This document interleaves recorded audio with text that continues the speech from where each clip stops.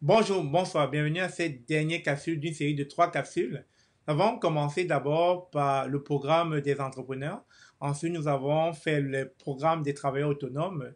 Et pour finir, aujourd'hui, nous allons parler du programme des investisseurs, toujours pour la province de Québec. Donc, si c'est la première fois que tu arrives sur cette chaîne, mon nom est Stéphane Chouapi. Ici, nous parlons d'immigration et d'entrepreneuriat parce que nous sommes certains que les informations fournies vous aideront à bien préparer votre projet d'immigration au Canada et surtout de bâtir une communauté noire économiquement forte autour de l'entrepreneuriat. Alors, ce sont des thèmes qui t'intéressent. Je t'invite donc à t'abonner sur cette chaîne et d'activer la cloche de notification afin de ne pas manquer l'apparition de nos nombreuses vidéos. Étant donné que sur cette chaîne, nous parlons d'entrepreneuriat, je t'invite à te procurer le livret que j'ai écrit « Devenez l'entrepreneur que vous avez toujours rêvé d'être ». Ce livret est disponible sur Amazon et te donnera les bases afin de savoir si l'entrepreneuriat est fait pour toi ou pas.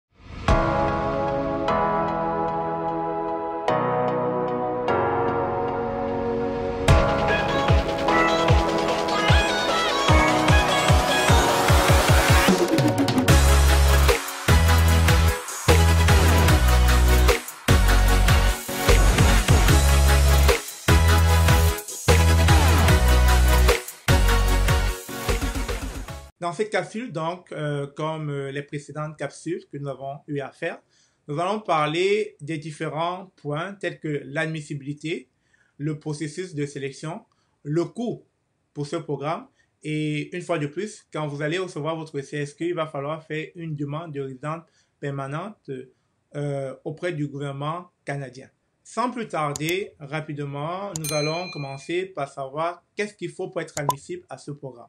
Déjà, il va falloir avoir un avoir net d'au moins 2 millions de dollars canadiens, obtenu licitement. Vous devez avoir une expérience en gestion d'au moins 2 ans au cours de 5 années précédant la demande de sélection. Cette expérience doit comprendre des fonctions de planification, de direction et de contrôle de ressources financières ainsi que de ressources humaines ou matérielles sous votre autorité. Cette expérience ne comprend pas celle acquise dans le cadre d'un apprentissage, d'une formation ou d'une spécialisation sanctionné par un diplôme. Vous devez avoir l'intention de vous établir au Québec. Vous devez signer une convention d'investissement avec un intermédiaire financier autorisé à participer au programme des investisseurs. Vous devez effectuer un placement à terme de 5 ans d'une somme de 1 200 000 dollars canadiens auprès d'Investissement Québec. Vous devez obtenir dans les délais prescrits une attestation d'apprentissage des valeurs démocratiques et des valeurs québécoises.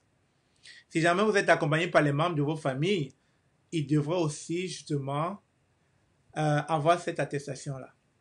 En ce qui concerne le processus de sélection, toujours sur la base d'un examen de votre dossier, on va vérifier votre intention de vous établir au Québec, votre expérience en gestion, votre convention d'investissement ainsi que votre avoir net et la démonstration de l'origine et de l'accumulation licite de celui-ci. Donc, c'est tous ces critères qui permettront au Bureau d'immigration du Québec de juger si effectivement votre candidature est recevable ou pas. Dans le cas où votre candidature est acceptée et recevable, vous allez recevoir un avis d'intention de sélection permanente qui vous permettra de procéder à votre placement de 1 200 000 dollars canadiens dans un délai de 110 jours. Suivant la réception de la confirmation de votre placement par Investissement Québec. Le ministère vous délivrera donc en ce moment votre certificat de sélection du Québec par courrier. Et dans le cas où votre candidature est refusée, alors l'examen de votre demande indique que votre candidature ne correspond peut-être pas aux conditions et aux critères de sélection. Vous recevrez alors par courrier une lettre indiquant les motifs de refus de votre demande. Cette lettre vous informera également de votre droit de présenter sous certaines conditions une demande de réexamen administratif. Donc toujours dans le cadre du programme des investisseurs, une fois que votre demande est acceptée, vous devez vous acquitter de vos frais. En tant que requérant principal, les frais s'élèvent de 15 763 dollars canadiens. Ainsi, vous pourrez donc remplir les formulaires et les soumettre au bureau d'immigration auprès de la province de Québec. Comme les précédentes capsules, une fois que la province de Québec vous a délivré votre CSQ, certificat de sélection du Québec, vous devez faire une demande de résidence permanente auprès du gouvernement du Canada. Et donc, pour cela, il y aura toujours des examens médicaux, il y aura la vérification de vos antécédents judiciaires par des certificats de police. Ensuite, vous devez vous acquitter de vos frais de traitement. Et ces frais s'élèvent toujours à 2075 dollars canadiens, c'est-à-dire 1075 dollars pour les frais de traitement et 500 dollars pour les frais relatifs aux droits de résidence permanente. Et en ce qui concerne le délai de traitement, il est toujours de 52 mois et je tiens toujours à rappeler que c'est un délai approximatif. Ça permet juste au gouvernement canadien de rentrer dans ces échéanciers compte tenu de la file de dossiers qu'ils ont sur leur table.